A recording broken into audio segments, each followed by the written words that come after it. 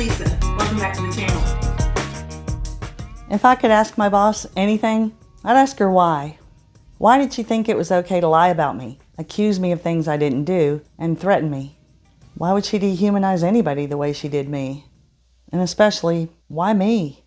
I was a loyal and dedicated subordinate to her for years. This week, I happened to cross an article at EEOC that explained it to me. And I wanted to share it with you guys.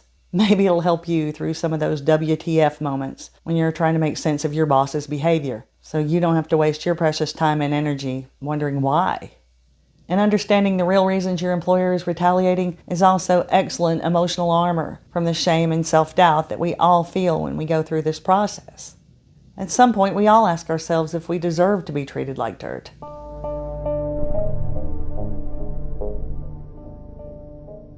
After today, your employer may still blame you for the retaliation, but you'll never have to blame yourself again. Their retaliation isn't a reflection of your character. It's a reflection of them. And the truth is, managers who retaliate are bent that way. And some organizations tend to breed retaliation. You being nicer won't stop an employer like that from retaliating. And continuing to play nice after the retaliation is started is only going to make it easier for them to harm you, which should free you up from constantly having to walk on all those eggshells so you can document your claims and kick some butt. EEOC has identified what kinds of bosses, work environments, and situations tend to spawn retaliation. So first, let's look at the kinds of bosses that retaliate. When what they want is more important than what we need, that's entitlement. During the EEOC process, my boss talked about her supervisory preferences all the time. Like if I asked to use the telework that she supposedly gave me as a reasonable accommodation, she'd answer, "I prefer for you to take leave," which meant that I had to take leave. In her mind, she was way more important than me, so my needs had to take a back seat to her wishes. That's entitlement. Authoritarian bosses are also predisposed to retaliate when they feel offended, especially when the offender is a subordinate. I think my boss's biggest problem with me was that when she told me she wasn't going to reasonably accommodate me, I was just supposed to quietly accept it and go away. I wasn't supposed to challenge her on it. I wasn't supposed to be challenging her on anything. I was a subordinate. Normally I didn't challenge her, but this time was different. This was my health. When I decided to fight for my right to reasonable accommodation, even though she told me no, I was challenging her authority, and that made her so angry, she tried to retaliate. You can recognize an authoritarian by the way they wield their power like a weapon. Like this one time when I begged my boss to please end a meeting that we were having about reasonable accommodation. She'd been screaming at me and threatening me for over an hour.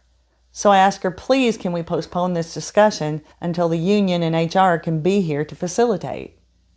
And here's what she said. No, you sit. I'm your boss, and you will sit and listen to me for as long as I want you to listen. You got it?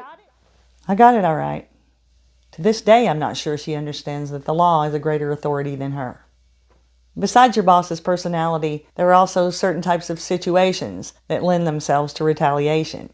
Situations, for instance, where your boss thinks that the complaint is likely to harm them. And over here, I'm going to put a list of some of those possible types of harm.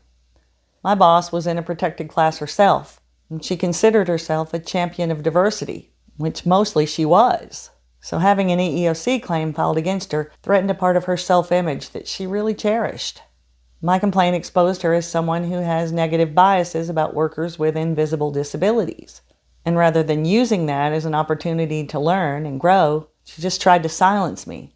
There are also some types of work environments where managers tend to abuse their power and retaliate. Rigid bureaucratic structures, for example. Just about every federal agency fits in this category. And most of us who have been there, done that, know that once you challenge the bureaucracy, you are on your own, outside the circle of trust. Cultures where rank equals privilege tend to create managers who are entitled and authoritarian, which makes them more likely to retaliate. And very competitive work environments can make your boss even more afraid than usual that your claim could hurt them, which is going to make them more likely to retaliate. Once your employer starts retaliating, that means that they're done trying to work anything out with you, and now they're actively trying to harm you.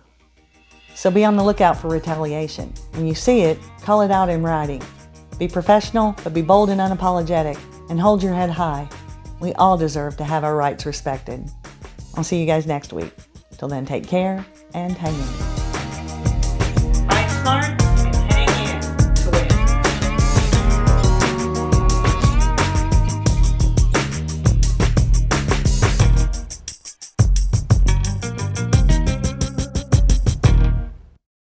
I just wanted to extend a quick invitation for you guys who are pro se in the federal sector to come join our Facebook community. Over there, I'm just one of many federal employees who have fought this battle. And by joining in the discussion, you'll be helping not only yourself, but other people too.